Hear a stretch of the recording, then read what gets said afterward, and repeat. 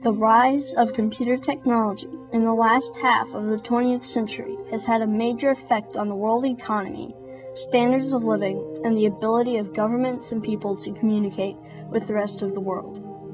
Beginning with the huge supercomputers of the 1950s and 1960s, the United States has always led the way in the development of computer technology.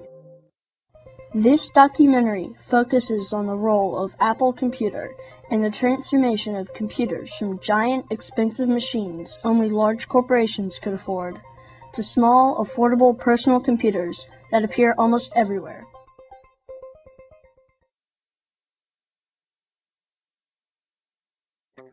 Apple Computer was founded in 1976 by Steve Jobs and Steve Wozniak, two high school buddies. With the Apple I, they began their quest to bring small, affordable computers to the public.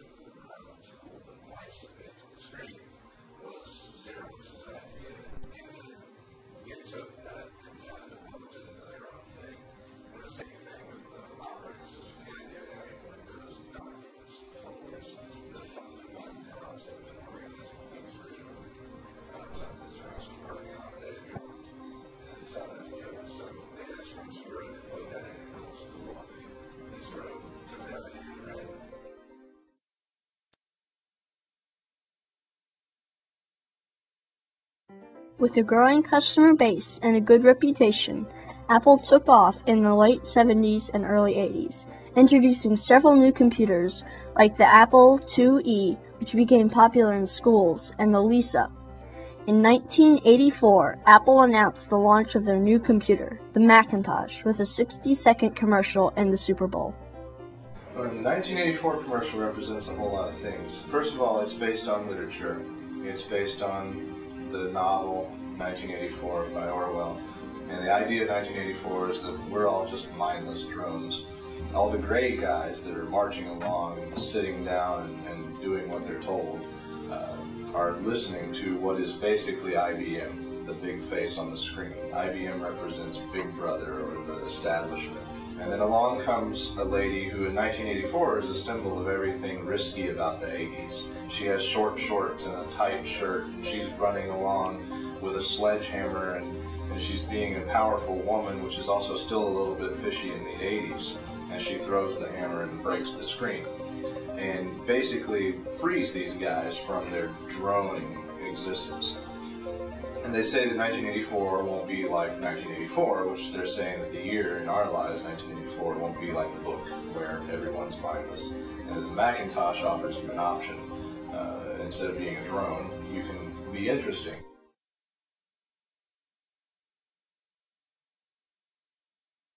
About this same time, Bill Gates started a company called Microsoft.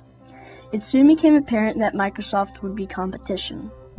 When Microsoft released its operating system, Windows 1, in 1985, it was very similar to the Apple operating system.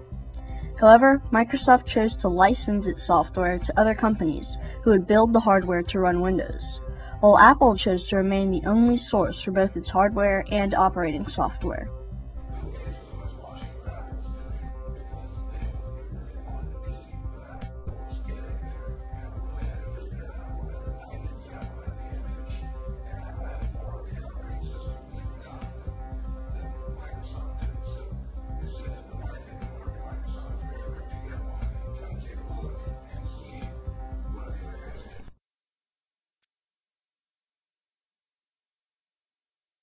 In 1985, Steve Jobs left Apple over business disagreements with its top management.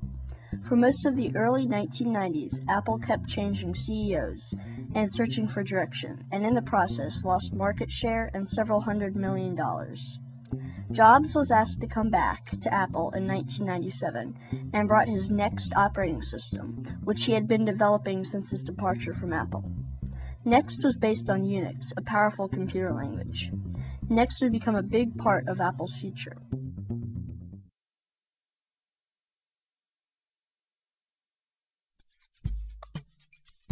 Jobs made major changes at Apple.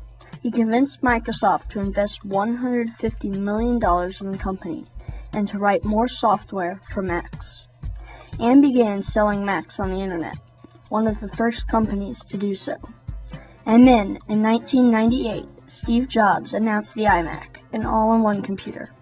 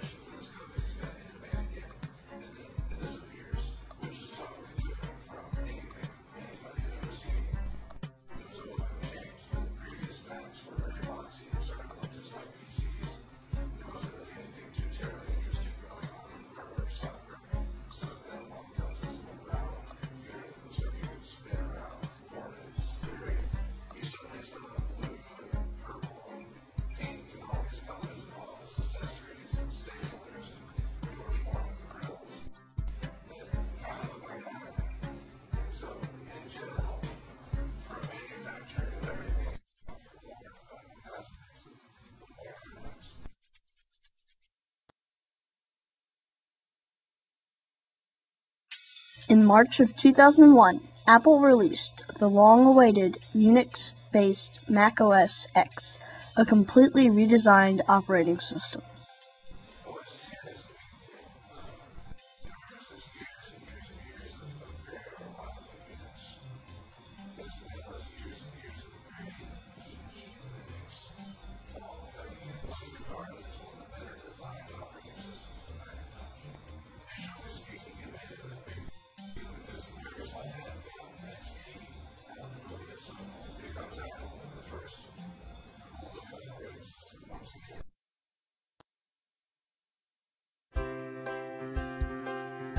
Apple took early innovations in computer technology and put them together in a new, easy-to-use way that allowed computers to be smaller, cheaper, and in short, more personal.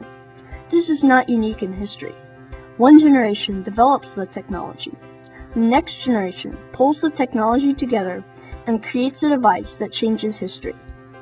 Just like Thomas Edison used glass shaping and vacuum technology to create the light bulb, Apple used Xerox's and Hewlett-Packard's technology to change the world in as big a way as the electric light. Computers have changed the way we think. They have affected how and where we conduct business. The internet, a direct result of accessible computers, has revolutionized communications and commerce. Computers have made us a more mobile and more global society. Hi, I'm Michael Tiffany. And I'm Harrison Jakes. And we produced this documentary and edited the whole thing on a Mac.